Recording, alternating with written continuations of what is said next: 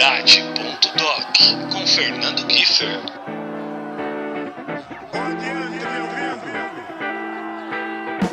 Puxa a cadeira, ajuste o fone, pode chegar junto com a sua vibe, porque está no ar o programa que se dedica exclusivamente à conscientização em torno da paternidade ativa e, claro, em celebração ao relacionamento pais e filhos. Um espaço criado para a gente trocar muitas figurinhas valiosas sobre o maior amor do mundo e todas as nuances que o envolve, como afeto, cuidados, segurança, protagonismo, transmissão de valores, presença, senso de responsabilidade e muito, muito mais. Eu sou o Kiefer, paizão coruja do meu diamantinho chamado Laís e padrasto do Eduardo. E se você está conhecendo o programa hoje, fique à vontade porque a casa já é sua e, inclusive, já te convido para depois que esse episódio especialíssimo terminar, você continuar com a gente maratonando as edições que ficaram pelo caminho, porque são papos muito inspiradores com uma rapaziada extremamente comprometida com o amor paterno e suas famílias. E antes de apresentar nosso convidado da forma como ele merece, quero só lembrar que agora você, ouvinte, pode ser membro da comunidade Paternidade.doc. Para isso, basta fazer parte do nosso mais do que supimpo clube de assinaturas, porque além de contribuir com a sobrevivência do programa, você ainda descola umas regalias e prêmios para lá de especiais. No meio do programa eu explico melhor, mas para você não perder tempo, se já quiser sapear enquanto ouve a gente, é só acessar o apoia-se/podcast Paternidade. apoia.se/podcast Paternidade. O link está aqui na descrição do episódio. Bora lá? Vamos ver se eu tenho fôlego para falar um pouquinho sobre o currículo dele.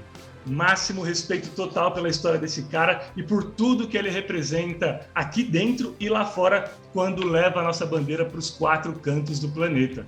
Lenda do metal mundial, o homem tem 53 anos, sendo mais de 40 dedicados à arte. É compositor, produtor, radialista e guitarrista virtuoso de bandas como Kisser Clan, De La Tierra e há mais de 34 anos veste a camisa do Sepultura, com quem já conquistou inúmeros prêmios e lançou 15 álbuns de estúdio, 4 EPs, 3 discos ao vivo e participou de diversas coletâneas. São dezenas de milhões de cópias vendidas em todo o planeta. Foi a primeira banda brasileira a pisar nos palcos de Cuba e seu som exerceu influência na construção de identidade musical de nomes como Slipknot e System of a Down, só para citar 2, tá? São Paulino doente, é embaixador do Instituto ADUS, que atua em prol dos refugiados, e está no ar com o programa Pegadas de Andreas Kisser, que, aliás, apresenta junto com o filho na Rádio Rock 89, e até por dispor de uma mente e visão musicais extremamente amplificadas e à frente do próprio tempo, é um cara muito querido e respeitado por artistas de todos os ritmos e estilos no Brasil e fora dele. Paizão dedicado da Júlia, de 26 anos, do Johan, de 24 e do Enzo, de apenas 16, é o maridão da Patrícia há mais de 3 décadas. Senhoras e senhores, ladies and gentlemen, Andreas Kisser! E aí, beleza? Tudo certo? Pô, prazer estar aqui com vocês, obrigado pelas palavras aí. Pô, é sempre bom falar da família, né? E falar da carreira também. Prazer estar aqui com vocês, mano. Obrigado pelo convite. Imagina, Andrés, eu que agradeço por ter aceito. Uma entrevista um pouco diferente, de repente, do que você está habituado ali. Falar um pouco mais da família, como você disse, do relacionamento com os filhos. E antes até, cara, de a gente engatar o papo para valer, eu queria dedicar esse episódio à memória do parceiro Marcos Felipe, editor e fundador da revista Comando Rock, que nos deixou recentemente, que era um grande fã de Sepultura e, claro, do Andreas. Eu tenho muita gratidão por ele, porque foi o primeiro cara que me deu a oportunidade de publicar e assinar algo num veículo de verdade. Então, durante um tempo, eu fui colunista da Comando Rock e eu lembro desse período com muita gratidão e carinho. Então, Marcão, meu amigo, essa é para você. Fique com Deus e a gente segue daqui juntos sempre. Muito legal, cara. Muito legal essa lembrança aí. O Felipe era um cara muito amigo nosso, sempre acompanhou a banda. Foi penetra no meu casamento, em 94. Mentira, sério? Sério. Não, mas eu não botei ele pra fora, não. Deixei ele lá. Ele merecia. Entre tantas outras, né? Da Comando Rock. Eu conheci o Sim. Rogério Ceni entrando no estádio com ele, com a carteirinha de jornalista. Ele me levou no Cara, vestiário, foi a primeira vez que eu conheci pessoalmente o Rogério Ceni. Ele me deu a camisa, né, de que ele jogou no dia. sim. E, pô, o Felipe era um cara muito gente boa, um cara que agitava muito, né, meu, e batalhava pelo rock, pelo metal, assim, sempre apoiou muito o Sepultura e deixa saudades, realmente. Cara, que demais. Bom saber dessa relação próxima, porque ele falava muito de Sepultura, enfim, né? O Sepultura era figurinha marcante ali Sim. na própria Comando Rock, e é muito legal saber dessa relação e até dessas curiosidades, né? Do seu casamento, dessa questão do Morumbi aí. Ele também, eu nem sabia que ele era São Paulino. Não, o Felipe era santista, se não me Ah, é engano. verdade, ele era santista. Mas ele trabalhava, né, no jornal, acho que no Jornal da Tarde. Você sequestrou a ACESP dele, a carteirinha, né? Não, ele foi comigo, ele que me levou lá, mano. Tipo, carteirou todo mundo, me levou no vestiário e eu conheci o Rogério Ceni lá aquele dia. E como ele trabalhava na imprensa, né, ele tinha esse acesso, assim, né? Mas ele torcia pro Santos, ele era Sim, santista. é verdade, é mesmo. Pô, demais, cara, demais. E Andrés, até para a gente seguir aqui uma cronologia bacana, vamos do início. Eu queria que você contasse para a gente quais memórias você tem da tua referência paterna na infância, início ali da adolescência, se eu não me engano, ali na década de 70, início dos 80. O que vem à tua cabeça quando se lembra desse período com teu pai? Mano, eu tive uma infância muito tranquila, assim. Meu pai trabalhava na Mercedes-Benz, né, em São Bernardo do Campo, e era engenheiro lá, trabalhou mais de 40 anos na Mercedes-Benz, e sempre deu de tudo que ele, né, possivelmente conseguia de melhor pra gente, né, as melhores escolas, e realmente dando todas as condições que a gente pudesse ter uma educação, né, lazer. Meu pai era São Paulino, me levou no Morumbi em 1975, né, para ver o São Paulo pela primeira vez, comprei a bandeira. No Natal daquele ano eu já ganhei o uniforme do São Paulo, né? O futebol foi minha primeira paixão, assim, né? E eu fui bastante no estádio com meu pai naquela época, e na década de 80 eu comecei a ir sozinho com os amigos e tudo, né? Enfim, e acompanho futebol até hoje, assim. Em relação à música, meu pai escutava muita música. Meu pai e minha mãe tinham uma coleção de vinil bem eclética, assim. Meu pai escutava bastante música sertaneja, né? Principalmente Tonico e Tinoco, Sérgio Reis. E minha mãe tinha uma coleção de Demais. discos bem eclética. Tinha bastante samba, né? Tinha Bete Carvalho, Clara Nunes, tinha Martinho da Vila, tinha aqueles discos de temas de novela que tinham vários artistas. Tinha o Help dos Beatles, tinha Sim. Bee Gees, né? Tinha bastante coisa, assim. Então a gente escutava muita música em casa. Então meu pai, música clássica também, né? Através do meu avô, ele tinha uma coleção bem legal de discos também. Então a gente escutava muita música, né?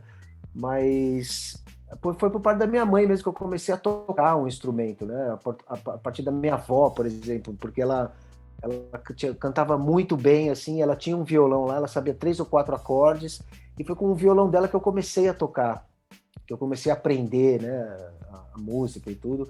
Meu pai não curtia muito rock, né? Meu pai gostava, ele queria que eu seguisse a carreira de militar, né? Inclusive eu fiz curso preparatório para entrar em escola militar. Fui visitar a Academia Naval em Angra dos Reis, levei ele lá, fui para Pirassununga também, lá na Academia Aérea, né?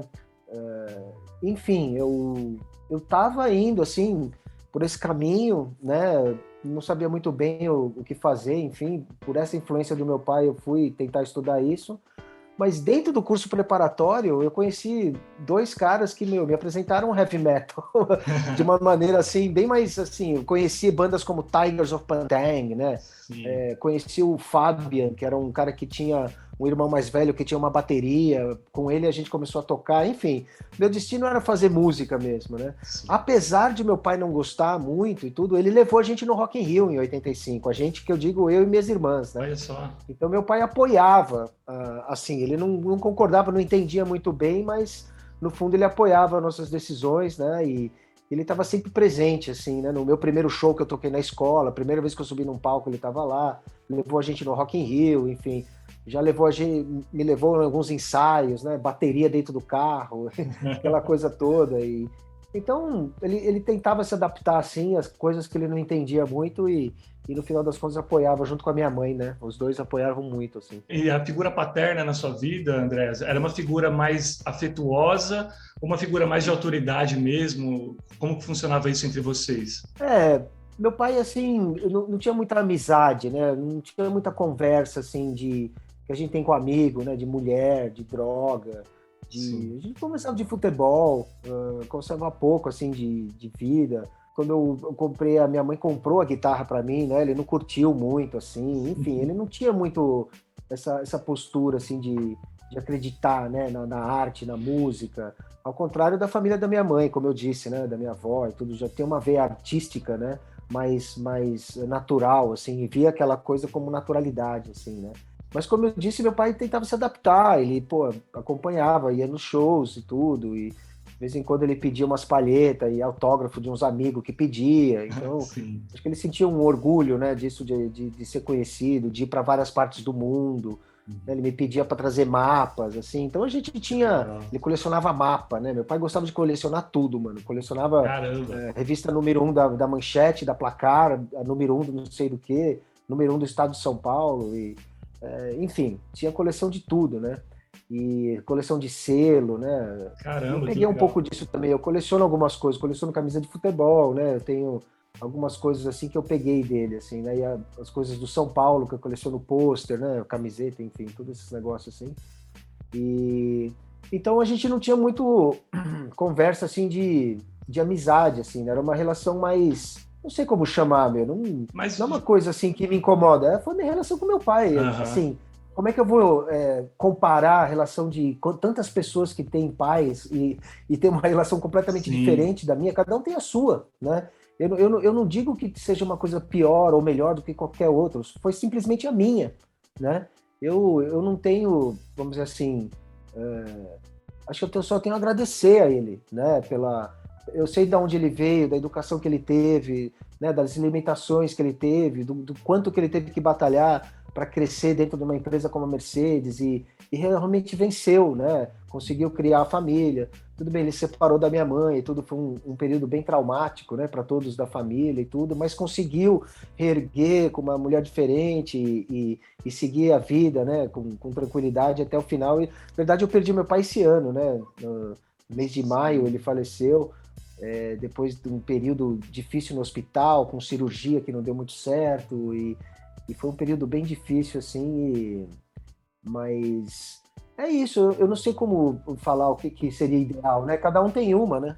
Não, sem dúvidas. Eu ia falar exatamente isso, assim. A sua relação com ele, dá para ver que você fala dela também com muito carinho, com muita memória afetuosa, Sem muitas dúvidas. coisas boas que aconteceram na sua vida pela primeira, que é muito legal essa coisa de, olha, a primeira vez que eu fiz isso, eu fiz com o meu pai, né? E algumas das coisas mais importantes da sua vida, como um grande concerto de rock, o primeiro que você está dizendo, de repente, o Rock in Rio, o estádio, né, te apresentou a sua maior paixão hoje, que é o futebol, o São Paulo. E as paternidades são plurais, né, André? Você mesmo tem Sim. vários filhos, 3 filhos, você sabe disso, né, cara? As paternidades, elas são plurais, as formas de amar são diferentes, não existe amor maior e amor menor, né? Exato, cada um tem uma relação. Eu vejo tantas famílias, né, que também não tem relação nenhuma, mas, né, aquela coisa da hierarquia, sei lá, o que tem que ser uma família, né? Esse tipo de coisa meio hipócrita, né? Porque família tem de tudo quanto é jeito, né? Você vê, a gente viaja muito pelo mundo e a gente vê conceitos de família muito diferentes em várias culturas diferentes. Obviamente, até inclusive aqui dentro do Brasil, né? Uhum. Você vê diferentes maneiras de você ver a família. Hoje, as famílias com pais do mesmo sexo, né? Mães do mesmo sexo, criando os filhos e tudo. É, então, vai muito mais além da coisa do gênero, né? Sim. Do sexo, enfim.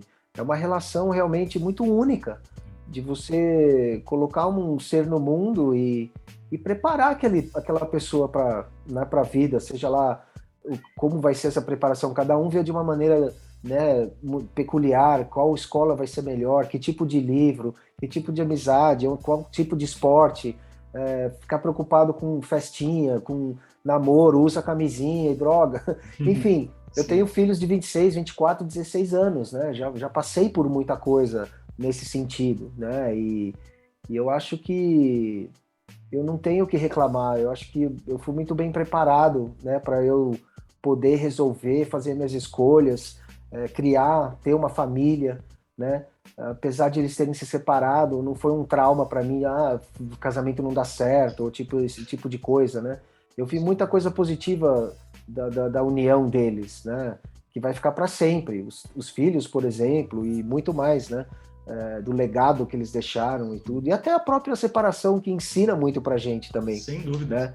Eu tô casado com a minha esposa já, há 30 e poucos anos, né? Sei lá, quase 30 anos, e com rock and roll, viajando muito, e tendo filhos e tudo. Cada um, como eu disse, cada um tem uma família, né? Tem muita família aí que tem o pai indo para casa todo dia, mas as pessoas não se reconhecem, né? Vivem debaixo dos mesmos testos e... Abandono paterno dentro de casa, né? E não se conhecem, né? Sim. Aqui não, a gente tem uma relação bem aberta, a gente fala de tudo, né, abertamente, dá uns quebra-pau, porque cada um tem umas opiniões, né? Isso é natural, mano. Ainda mais com os filhos na idade, né, que eu tenho, essa coisa da adolescência e pós-adolescência e tudo. Mas é isso, acho que você acha que você é pai quando a sua mulher tá grávida, né? Puta, não começou nem o jogo começou, nem o treinamento. Exatamente. Essa coisa de, porra, você é pai para sempre, né? Porque até você virar avô, né, eventualmente, e tudo, é um processo, né? Você nunca para de aprender, você nunca... É uma coisa diária, né? Não é porque você foi pai ontem que você já é hoje, não. Cada dia você cria isso, você constrói isso junto com os filhos, com a família, né?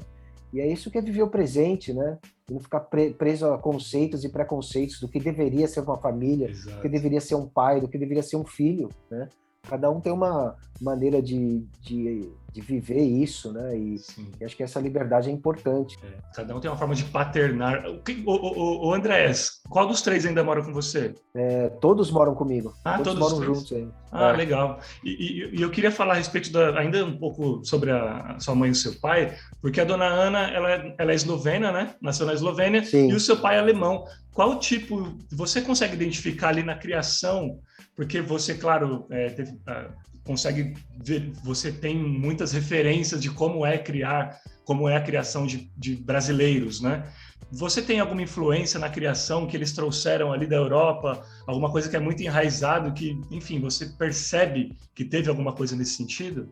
Inevitável, né? Meu pai nasceu no Brasil, mas de família alemã, né? Meus avós vieram para o Brasil na década de 20, em 1926.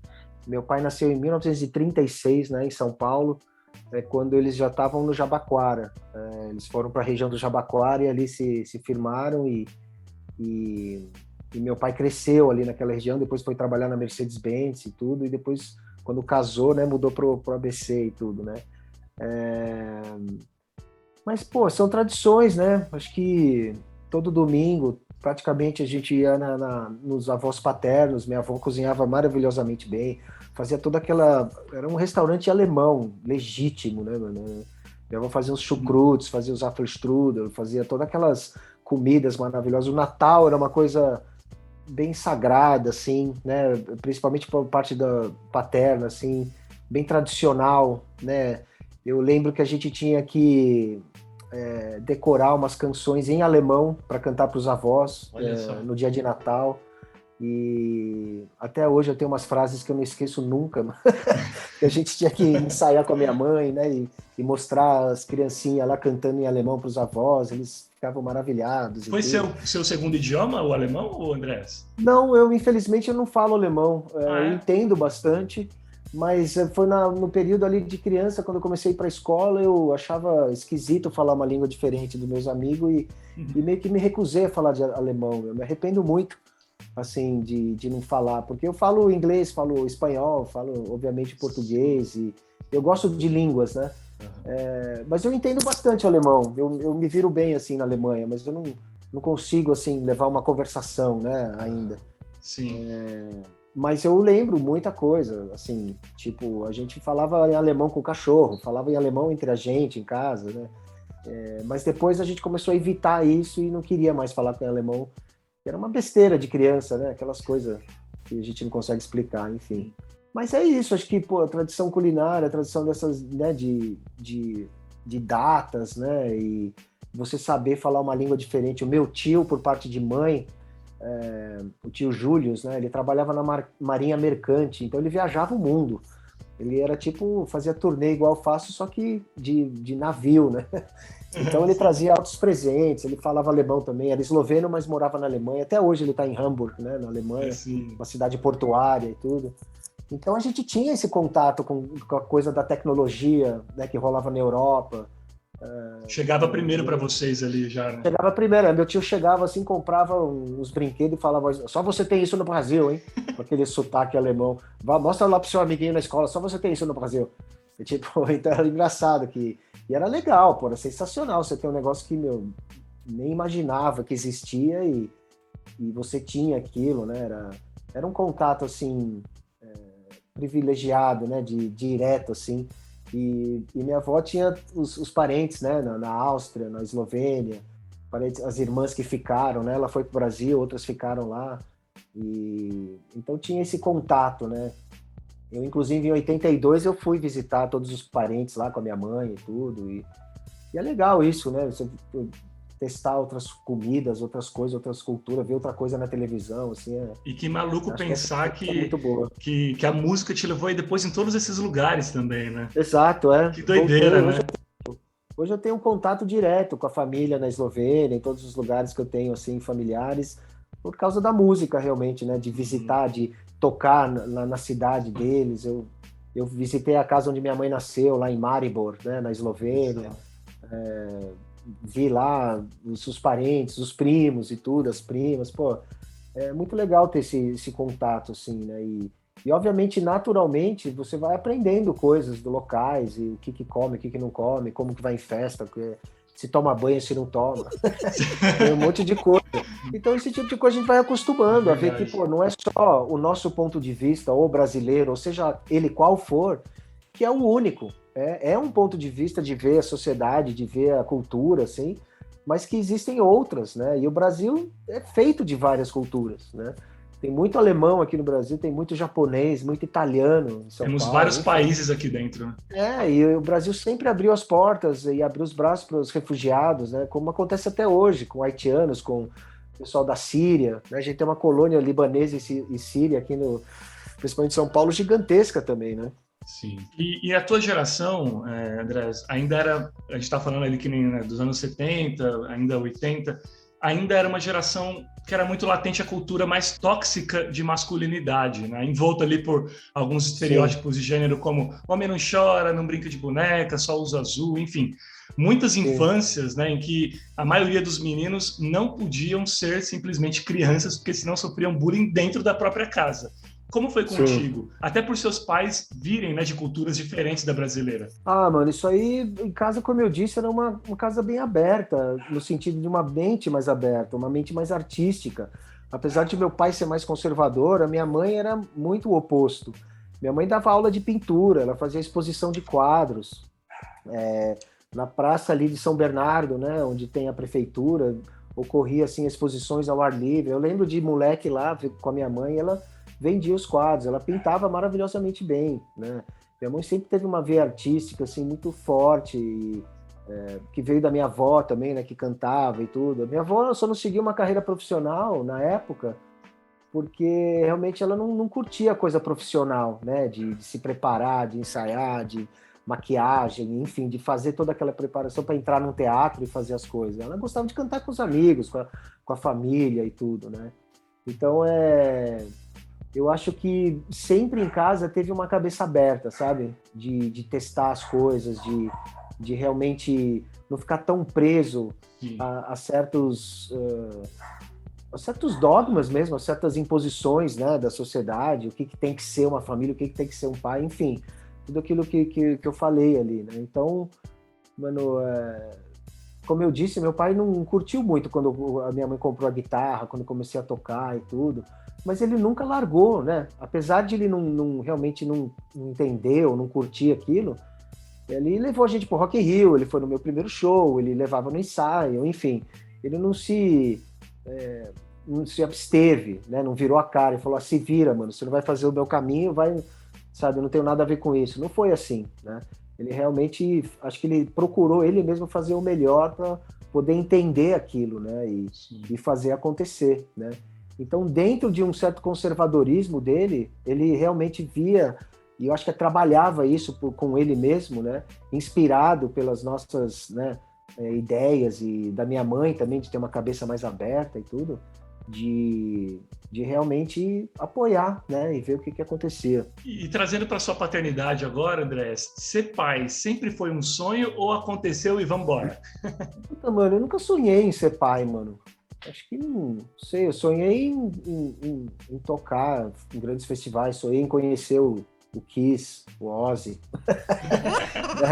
Sonhava em conhecer o Valdir Pérez, né, meu grande ídolo no futebol. Isso eu sonhava. Mas, pô, pai, isso não é uma coisa, sei lá, nunca vi dessa forma como um objetivo de vida, assim. Eu acho que é um privilégio, né, não é uma coisa... É esquisito, porque meu primeiro filho, né, a Júlia, eu e a Patrícia, a gente resolveu ter filho e, começou, né, e realmente a não tomar cuidados, né, a querer realmente ficar grávida e tudo, e não rolou, mano, sacou? Não rolou durante um ano e pouco, já tava ficando, pô, será que eu tenho problema? Será que você tem problema? Não sei o quê. E aí resolvemos casar, vamos esquecer o filho, vamos casar então. Pum, ficou grávida, casou grávida. Olha isso, caramba! Então não é uma coisa que você quer a hora que você quer. A minha tia testou com a irmã do meu pai, né? A tia, na verdade o irmão do meu pai, o tio Paulo, né? O tio Luli com a esposa, né? A Neide. E eles tentaram anos, fizeram tratamento, não ficava. Adotaram o moleque, o Carlinhos. Mano, depois de um ano ela ficou grávida. Olha isso, cara. Não dá para explicar, né? É uma cabeça ou uma energia, né? Uma coisa assim que realmente tem que ser respeitada, né? Então nunca fui ansioso por isso, né? A Patrícia, a gente ficou junto, que a gente se gosta mesmo e estamos juntos até hoje, né? Durante tanto tempo e os filhos vieram. Tanto é que o Enzo, ele veio temporão, né? Ele veio depois, não veio planejado também, né? Foi um susto, a gente estava numa outra cabeça, já estava planejando um cruzeiro no final de ano, tipo, só eu e ela, finalmente, não sei o quê. Aí, pum, ela fica grávida. As crianças cresceram, agora... Exato, exatamente. E aí, pô, foi um choque, mas, pô, obviamente, puta, privilégio, né? Sim. Vem vindo, e hoje o Enzo tá com 16 anos aí, tá sensacional. Mas é esse tipo de coisa que a gente não, né? Acha que controla, acha que faz a hora que quer, não é bem assim, né? E como que era o Andrés Kisser grávido? Babão, trocava ideia com a barriga, tudo que via queria comprar? Ou era realmente aquele pai mais desencanado?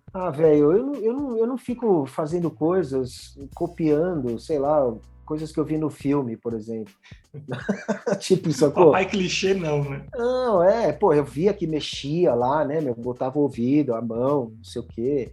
Coisas que você vai descobrindo, né, e curtindo com a Patrícia, mano, sabe, sem criar muita expectativa. Eu acho que as pessoas criam muita expectativa e é uma receita para decepção. Né, porque você está sempre esperando algo que você não sabe o que é. Porque como é que você espera uma coisa que você nunca foi, né? Baseado, obviamente, no seu pai, no seu avô, nos seus amigos. Não tem como, porque você só pega uma fração daquilo que é a vida de ser pai, realmente, né? Sim. Você vai ser só quando você é o que eu falei. Eu sendo o pai da Júlia com ela com 6 anos, é muito diferente de ser o pai com ela de 26. É um outro pai. São outras conversas, outras preocupações, né? Outros objetivos. Então, porra, tá sempre sendo diferente, né?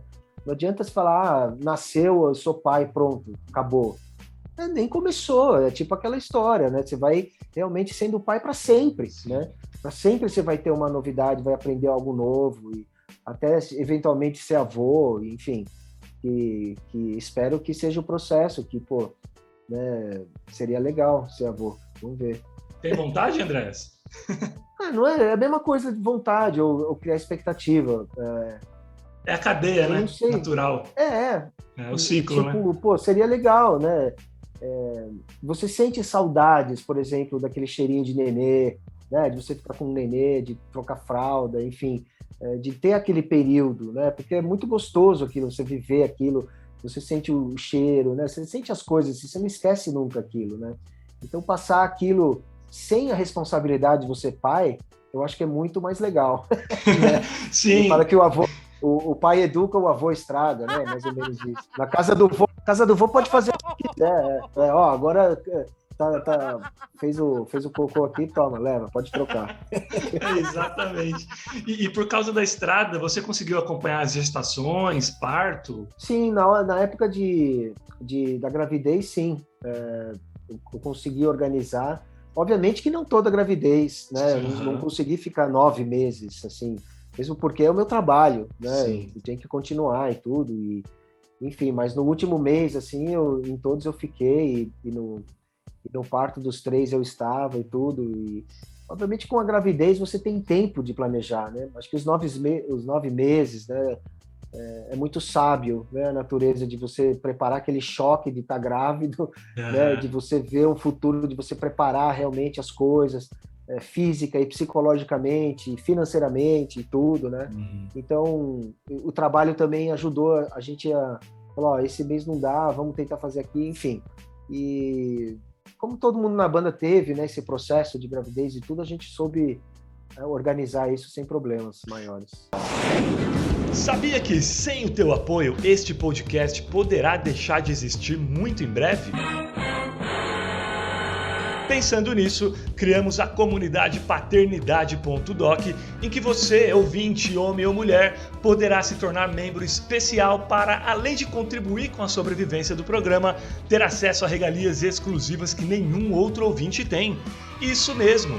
São diversos planos com valores a partir de R$ 5,00 mensais, com recompensas que incluem participar como ouvinte da gravação de um programa para conhecer os bastidores, participar de sorteio mensal com prêmio sobre a temática relacionamento pais e filhos, receber os episódios inéditos antes de todo mundo, fazer perguntas por áudio aos convidados, ter acesso a uma comunidade secreta só nossa lá no Facebook, participar do nosso grupo de WhatsApp, onde interagimos sobre curiosidades, pautas e bastidores da produção de cada episódio, ter o nome citado ao término de cada programa e levar para casa uma máscara de pano com a marca do podcast. Não é demais? Então, se você acredita no propósito e seriedade do trabalho feito por mim, Fernando Giffer, aqui no Paternidade.doc, não seja um ouvinte comum. Seja membro da nossa comunidade e fortaleça esse trabalho que, como você já sabe, é executado com muito profissionalismo e com a preocupação em agregar positivamente não só aos homens que já exercem suas paternidades de forma ativa, mas também inspirar e despertar reflexões naqueles mais dispersos e relapsos que, porventura, por qualquer motivo que seja, ainda não compreenderam a relevância de seu indispensável e insubstituível papel enquanto ser formador de caráter e educador social. Acesse agora mesmo apoia.se/podcast paternidade, apoia.se/podcast paternidade para saber tudo sobre as recompensas e escolher o plano que você achar mais justo. Lembrando que pode ser cancelado a qualquer momento sem burocracia. apoia.se/podcast paternidade. Seja membro e bora trocar ainda mais figurinhas acerca do maior amor do mundo. Cara, desde que minha filha veio ao mundo, né, minha filha nasceu em 2014, eu sempre tive em mente o desejo de incentivar que ela praticasse ao menos um esporte e aprendesse um instrumento musical. Não enquanto carreira, né? Porque eu acho que, sim, isso quem vai decidir é ela, mas porque são situações, enfim, que transmitem, né, valores, competências que são únicas ali, música, esporte. Principalmente na fase entre infância e início da adolescência, que é o momento de construção da identidade humana. Você, de alguma forma, vê sentido nisso? Pô, total, mano. Aqui, pelo menos, música eu nem precisei, né, fazer, porque música tem guitarra espalhada para todo lado, puta, turnê, eles foram já em shows, em passagem de som, em estúdio, em tour bus, né, uma coisa meio natural para eles, né? É a minha profissão, né, onde tudo gira em torno do que eu faço, praticamente, né? Então, esse tipo de coisa, todos os meus filhos passaram por música, só o Johan, realmente, o de 24 anos, que está profissionalmente dedicado, ele fez a Fundação de São Caetano, música, se formou em violão, agora está aprendendo piano, está dando aula, enfim, tem a banda dele, faz a rádio comigo, né? Então ele está realmente nesse mundo, foi de cabeça, né? É o que realmente ele curte fazer e demonstra isso, né? Naturalmente, ele tem um talento absurdo para música, assim, em geral. A Júlia, a minha filha, ela fez piano, fez algum teclado, também no começo ali.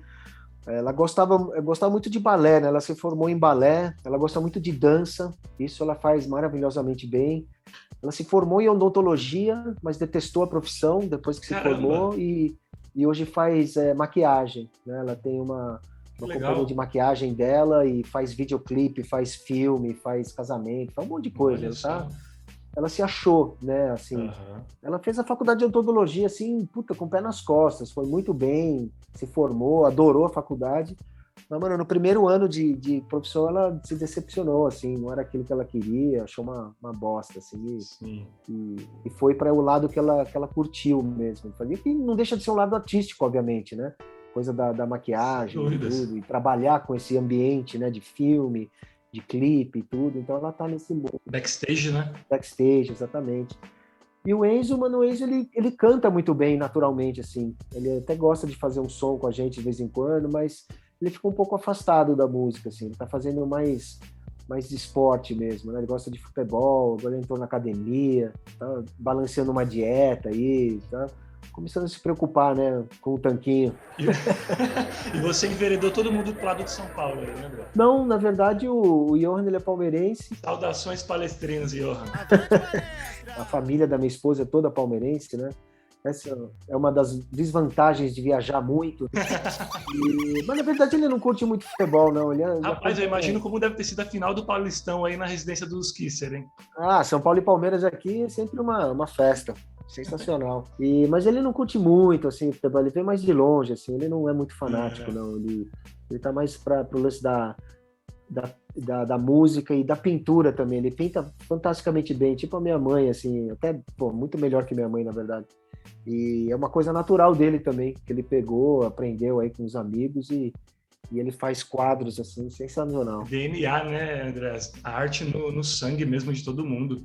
E, cara, e até falando do Johan, assim, há 24 anos, você saía da maternidade com o Johan nos braços. Cara, como que hoje, né, essa coisa de olhar para o lado, tanto no rádio quanto nos palcos, e ver ele dividindo momentos aí tão incríveis com você, criando memórias aí que ficaram para sempre na relação entre pai e filho? Maravilhoso, cara. Pô, é difícil colocar em palavras, né? Acho que toda a família é unida, a gente sempre é muito unido, sabe? A gente viaja junto, os namorados dos meus filhos, né, e namoradas sempre tiveram junto com a gente, sabe? A gente abre, acolhe todo mundo. E não sei, é tipo, assim, não sei como seria diferente. Você já se pegou lá em 89, por exemplo, assim, quando você já se pegou olhando, admirando, ele fala, caralho, velho, porra.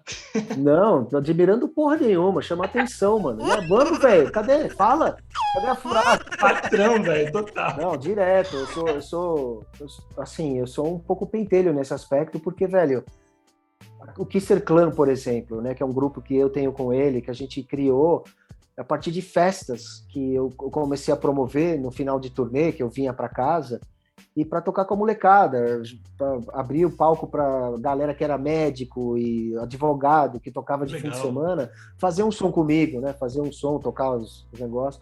E o Johan começou a tocar ali, e o Kisser Clan começou a crescer. E, mano, é aprender fazendo, né? Sim. Esse tipo de coisa você não aprende numa escola de música, ou numa escola de música você vai aprender o que é escala, o que é harmonia, não sei o quê. Mas, mano, né? Não esquece de ligar o ampli, é 220. Trocou a corda hoje para o show? Cadê o seu cabo? Né? Esse tipo de coisa do dia a dia, sabe? Para você ficar preparado. A vida real, né? Para você poder curtir o show, né? E não chegar lá, esqueci isso, esqueci aquilo. Mano, um processo educatório, de educação mesmo, é uma masterclass, né?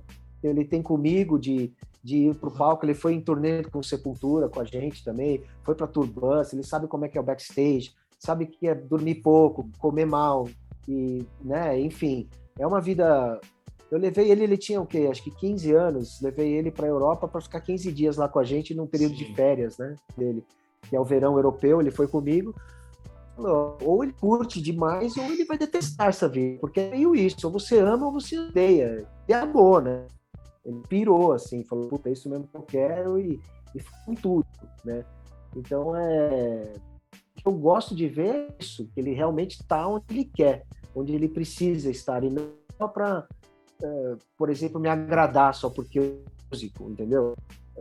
Isso seria meio falso, né? E daria para perceber de longe que o negócio não é real. Mas não é isso, ele realmente gosta, ele realmente está trazendo coisas novas, ele é um cara muito inteligente, muito energia, né? De buscar novidades, de buscar as coisas, e é fantástico esse processo e tá do lado dele, né? Porque não porque é músico, o mundo já é difícil, principalmente na música, quando você começa a ficar conhecido, ele já tem um nome de peso, né?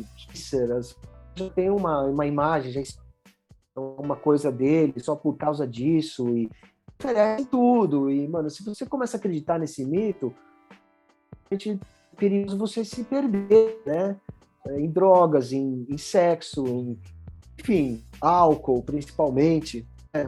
Esse tipo de coisa, viver na noite não é fácil, você tem disciplina, né? Então, nesse aspecto, eu acho bom ele estar perto, eu estar perto, né, para também observar isso e não deixar também, né, sair dos trilhos demais, né? E você, Andrés, conhece praticamente o mundo inteiro, culturas, comportamentos estruturais, clima geográfico, sistema educacional, segurança pública, regime político, distribuição de renda. Existe algum lugar que você tenha visitado e pensado, rapaz, se eu tivesse escolha, é aqui que eu gostaria de ter criado meus filhos? Ah, mano, de tudo isso que você falou, a Dinamarca, né, ou a Escandinávia, de forma geral, Noruega, Suécia, perfeito, né? Eu visitei 80 países, 36 anos, né, através da história do Sepultura, e várias vezes, principalmente a Alemanha, né, pré-muro, pós-muro, enfim, tudo que aconteceu na Europa, da Polônia, da Tchecoslováquia, da República Tcheca, gente ir para a Rússia, né? Você vai conhecendo, né, esse tipo de lugar, assim, mano, as culturas diferentes. A gente morou nos Estados Unidos. O Johan nasceu, né, nos Estados Unidos, quando a gente estava morando lá. Tem 10 anos lá na década de 90, que foi um período maravilhoso, excelente, assim. A gente curte demais, aprendeu demais, né, morar num país diferente, principalmente a Patrícia, minha esposa, porque ela ficou lá meio que sozinha, né, com gente nova e, enfim, quando a gente começou uma vida nova, a gente casou e foi para os Estados Unidos, né? Enfim. Então, é sempre um processo interessante, acho que fundamental, mano, sabe? Você sair do seu berço, você sair do seu planeta, né? A bolha, né? Viver uma outra cultura, viver uma outra situação e não é fácil, mas, porra, é fundamental, né? E eu, em todos os lugares que eu já fui, para mim, a Dinamarca é um dos países, assim, avançados, né, educados. Eu não sei, tipo, tudo muito funciona lá, sabe? Você vê que é uma galera que conversa de tudo, enfim, é diferenciado, né? E nesse aspecto seria muito interessante se a Dinamarca pudesse espalhar isso pelo resto do mundo. Né? Seria interessante. Ter filiais, né? Podia ter uma filial no Brasil já da Dinamarca. Total, meu porra. E você presenciou alguma, enfim, em alguma viagem, situação assim de calamidade, de fome, de guerra, enfim, alguma situação, algo que de repente, naquele momento, tenha feito você lembrar ou pensar imediatamente nos filhos? Não, cara, acho que felizmente eu nunca vi nada parecido, assim. Obviamente a gente passou algumas situações ali na Iugoslávia, né, na época de 92, 93, quando estava rolando aquela guerra absurda, né, da Bósnia. Vi algumas coisas também quando a gente foi para Moscou e São Petersburgo, a Lituânia em 92, que parecia um país abandonado, né, depois que o muro caiu. E depois que a gente voltou 10 anos depois para lá, porra, parecia um outro Na verdade, foi um outro país, é um país super avançado, principalmente a Lituânia, a Estônia, né? Lugares maravilhosos, mas a gente viu ali o pessoal passando fome e ao mesmo tempo a gente estava lá fazendo show, sacou? Uma contradição, assim, né, de situação, né, e eu não tinha nada para fazer ali, enfim. Mas naquela época eu não tinha filho também, né, 92 eu não era nem casado, eu estava namorando com a Patrícia e tudo, né, então... Eu não sei, mano, eu acho que eu não tenho essa relação. O que iria me ajudar? Não sei, né? Eu tô com eles, eu acho, não sei, mano. Ou tudo que eu faço é para eles, né? Tudo que a Patrícia faz é para eles. Né? Não teria um outro objetivo, né? De a gente guardar uma grana, de investir numa profissão, num curso, né? Mandar eles para outro país, enfim. Esse tipo de coisa, né? E eu acho que é isso, mano. A vida é deles, né? Não é minha. Nesse aspecto, eu acho que é uma tranquilidade que eu e a Patrícia temos, né? De ter dado condições, espero, né? Que eles possam seguir um caminho, mesmo, né? Se a gente não estiver aqui amanhã, entendeu? Com certeza. André, quando você faz um balanço histórico ali da sua paternidade, você encontra algum arrependimento pelo caminho? Cara, arrependimento não é uma coisa que eu costumo guardar, mano. Eu costumo guardar como uma lição, né? Coisas que acontecem ou alguns erros que a gente comete, né? Alguns tropeços que a gente tem. Mas, pô, ficar pensando, deveria ter feito isso, deveria ter feito aquilo, mano, isso aí é morrer aos poucos, né? Ficar derretendo no passado, coisa que já passou. Nada disso, mano. O que tiver que resolver, a gente resolve no presente. Por isso que a gente conversa tanto aqui, né? De chamar atenção ou de trocar uma ideia mais ríspida, né? E também de escutar deles uma coisa mais ríspida. E, como eu digo, a gente tem umas discussões, né? Mas eu acho isso tudo muito saudável, porque a expressão e a racionalidade nem sempre vem sem a emoção, né? Principalmente quando é família. Quando você está falando com um filho, ou com um pai, ou com uma mãe, né? Então, essa comunicação ela tem que ser aberta, doa quem doer, né? E assim a gente vai se conhecendo. Na pandemia, a gente passou muito por isso. Inclusive, a gente fez até um período de terapia familiar. Olha que legal. E a minha filha falou, a gente está precisando porque a gente não consegue mais conversar, comunicar. O papai já não toca, não faz show, a gente tá tudo aqui, mano, a gente precisa fazer alguma coisa. E foi muito saudável, cara. Foi muito bom. Foi difícil, um processo difícil. Cara, como que foi isso? Hã? Como que funcionou isso, André? Foi o ano passado mesmo? Foi ano passado. Cara, que interessante. E a gente fez, eu nunca tinha feito nenhuma terapia, aliás, foi a única experiência que eu tive.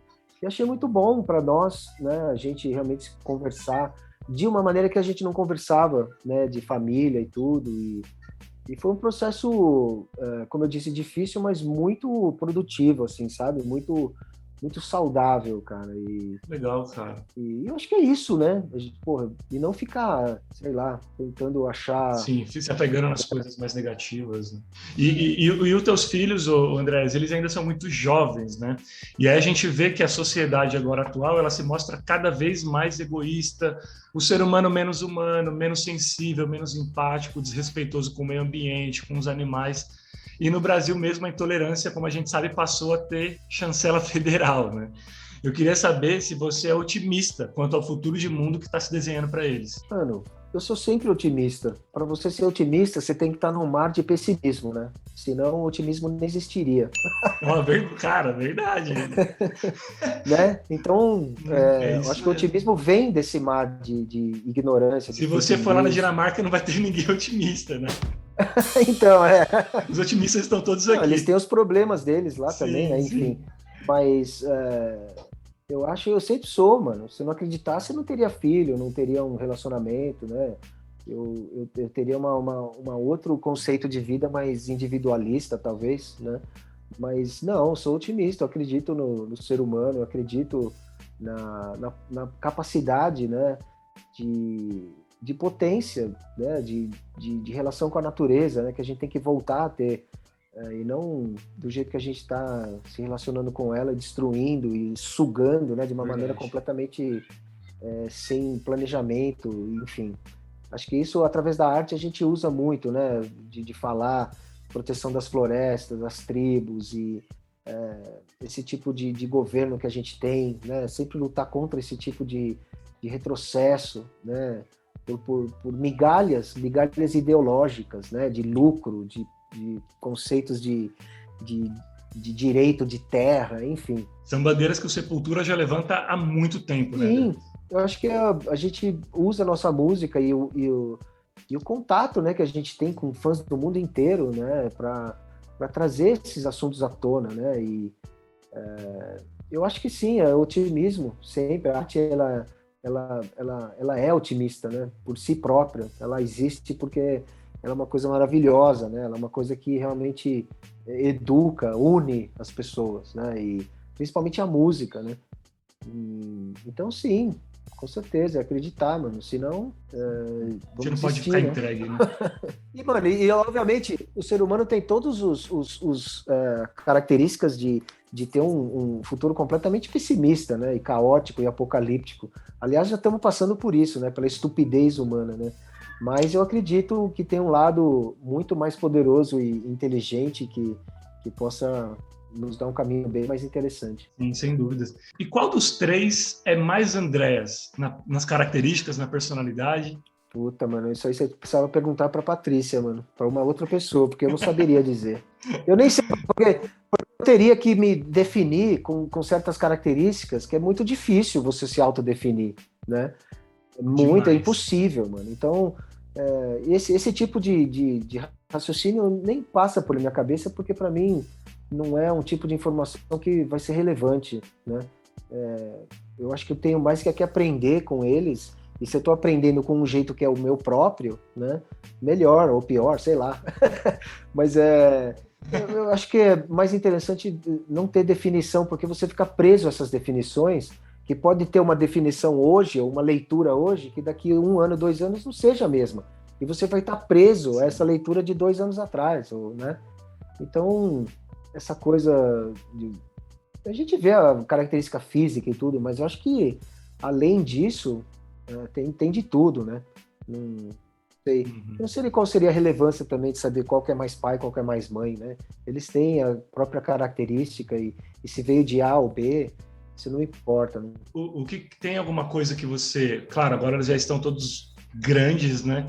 Mas alguma coisa que você gostaria que eles não herdassem de você? Eles não herdassem? Eu acho que eu caio na mesma situação, né? De definição, o que é bom, o que é ruim. Eu sou o que eu sou, mano. Eu não posso separar o bom e o ruim, vem tudo junto, né? E, obviamente, a gente trabalha as questões por relacionamento. Eu parei de beber faz 1 ano e pouco, março do ano passado, né? O álcool realmente estava interferindo no meu relacionamento, com família, com tudo. E, pô, resolvi parar, parei. Melhor coisa que eu fiz na minha vida, entendeu? Então, isso já é um processo de autodefinição, ou sei lá, conhecimento, de falar, mano, você seguir nesse caminho, acabou. Você não vai ter mais nada daqui a um tempo, né? Vai ficar destruindo ponte, destruindo futuros por causa de uma imbecilidade, né? De ficar bebendo igual um idiota, né? Enfim. Então, acho que a atitude é muito mais do que qualquer palavra, né? Eu acho que fazendo isso eu inspirei muito também os meus filhos, principalmente o Johan, né?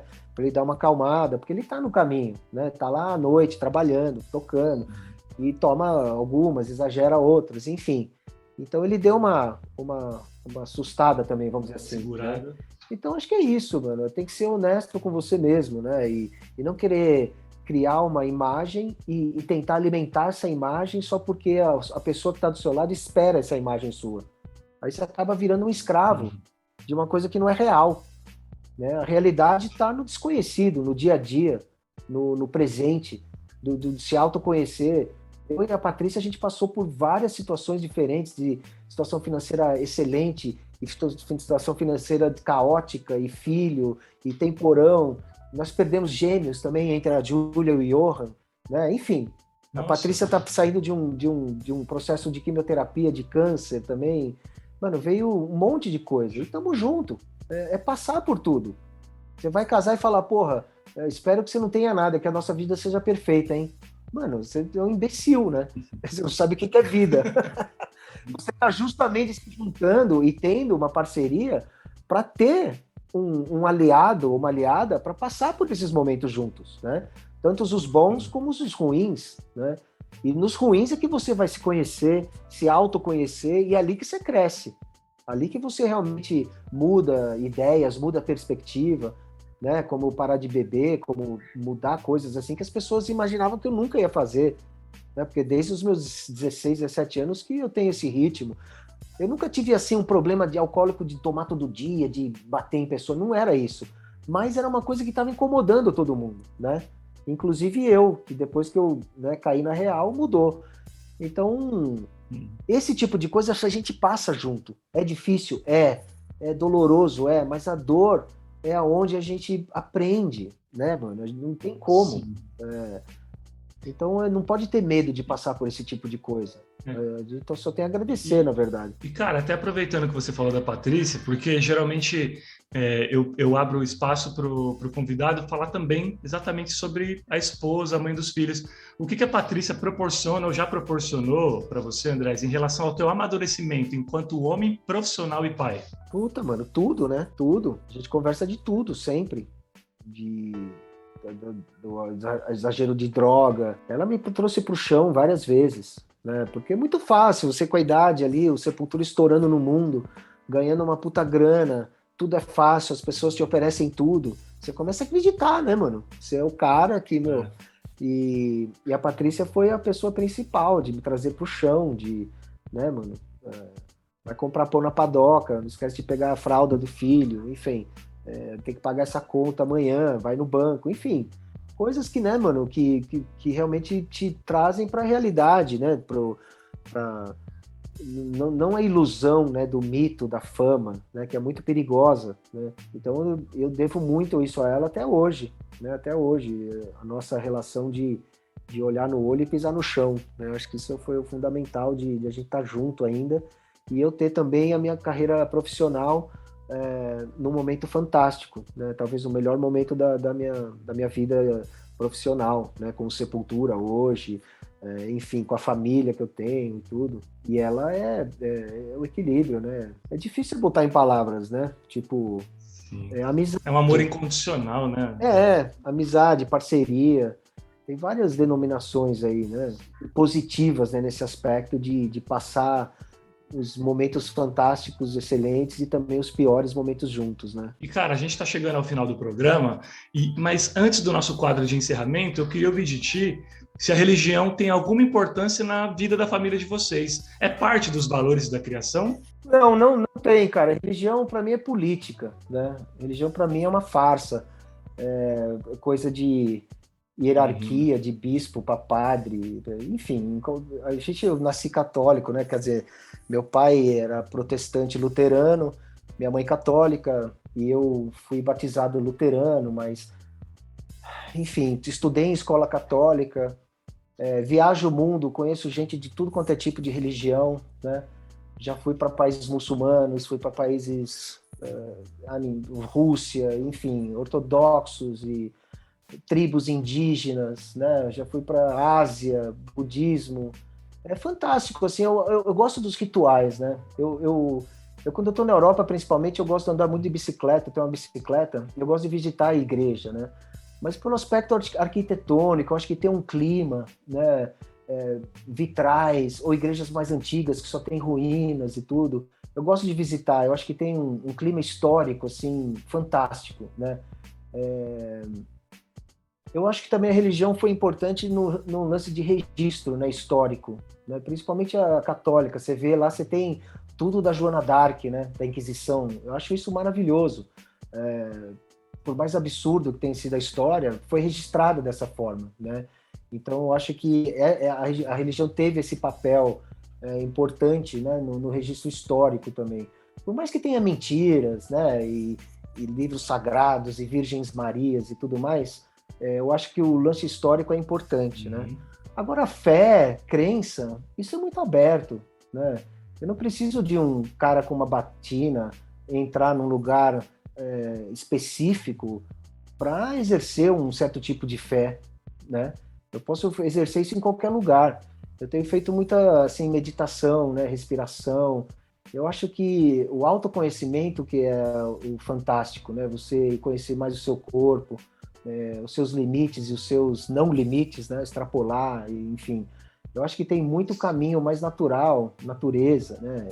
Do que a coisa política da religião, né? De ter que fazer 3 vezes isso, 4 vezes aquilo, 2 passinhos para lá, ter que usar certa cor e não sei o quê. Enfim, seja lá o que for isso também, a gente já passou por tudo aqui, né? Você vê João de Deus, né? Essa coisa do Psyche, ayahuasca, né? Todas elas têm uma coisa meio espiritual, seja lá qual for, o que é alma, né? O que é isso. Também é uma outra definição que também é uma convenção, né? Que a gente meio que aceita e tudo.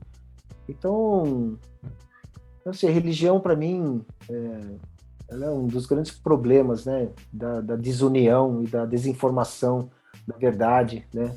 Muita coisa de guerra, até hoje, é por causa da porra da religião, né? Então, para mim, isso aí é um atraso de vida, né? Eu acho que ela evita o conhecimento de outras culturas, né? Ela cria mais medo do que situação de união, né? Então a gente procura se afastar disso, acho que naturalmente, né? Dessa hipocrisia, né? De falar do bem e exercer o mal. Cara, maravilha, demais. Eu gostei totalmente, assim, das definições, porque é exatamente o que você falou, cara. A religião, ela causa muito mais... Ela deveria unir, de repente, pelo menos esse é o propósito que eles vendem, mas causa muito mais guerra. Enfim, cara, é uma loucura. Andréas, meu parceiro, a gente, então, chega ao quadro de encerramento do Paternidade.doc, aquele momento já clássico e muito aguardado por nossos ouvintes, porque é realmente especial. Eu já explico por quê e como funciona. É hora de botar lenha nela, a cápsula do tempo!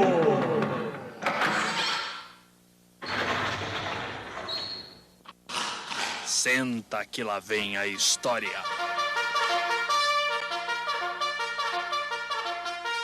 Atenção, ouvintes, Andréas, é o seguinte, é na cápsula do tempo que você vai guardar uma mensagem toda especial para os teus filhos e para a tua filha, mas é um recado que certamente vai fazer você resgatar algumas palavras lá no fundo da alma, porque é para que eles possam ouvir no dia em que você, papai Andréas, não estiver mais aqui, vivo nesse mundão.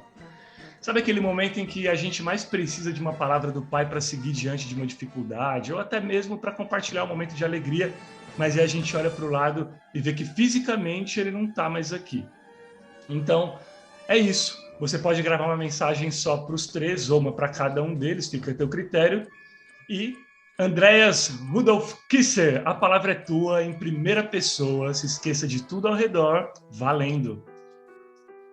Bom, não tem muito o que falar, mais para vocês que eu amo vocês e curtam o seu dia, porque nada existe além do presente.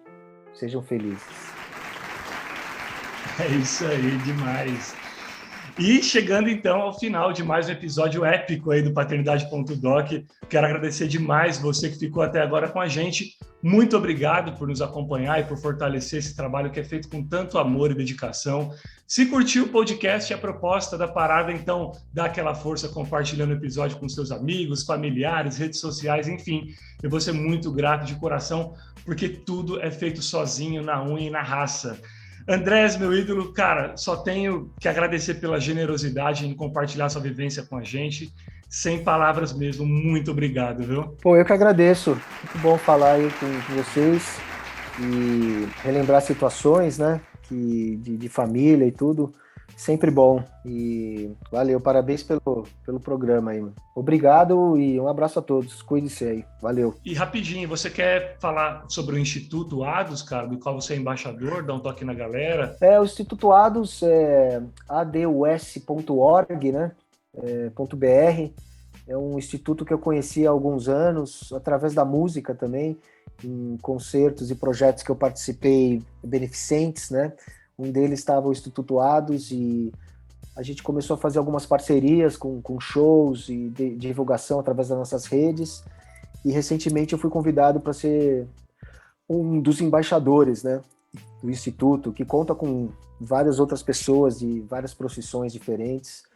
E como eu falei um pouco aqui, né, meus avós vieram de outro país em diferentes tempos aqui, né, para o Brasil, começaram uma vida do zero. E eu sei o quão é importante você ter uma ajuda nesse pontapé inicial né? E o Instituto ADUS, ele ensina diferentes línguas, diferentes profissões, dá aquela primeira assistência para que você possa se restabelecer num local diferente e começar uma nova vida, né? Então acho que é uma instituição muito importante, principalmente num país como o Brasil, que recebe muitos refugiados todos os dias, né? Inclusive, antes de me despedir, pegando até o gancho do Andrés, eu quero dar uma dica para vocês que nos ouvem, que o ano passado eu levei ao ar no YouTube um projeto chamado Aspas Invisíveis, para falar com pessoas ali consideradas invisíveis perante a sociedade. E um destes episódios, o tema foi refugiado, e o entrevistado foi o Sírio Abdubacejahu, que trouxe um depoimento muito, muito forte, uma aula extremamente necessária. Então é só procurar no YouTube ou aqui na plataforma de áudio mesmo, Aspas Invisíveis Refugiado. É um programa bem curto, mas bem impactante. Beleza? Sensacional. Bom, agora sim acabou. E você, quer ser membro da nossa comunidade? Só acessar o apoia-se/podcast Paternidade, apoia.se/podcast Paternidade ou através do link que está aqui na descrição do episódio. E não se esqueça de seguir lá o @FernandoGiffer nas redes sociais, porque tem muito mais material relacionado à paternidade e a diversos outros temas por lá também. Artigos, vídeos, áudios, enfim. Valeu, gente, até a próxima. Fui!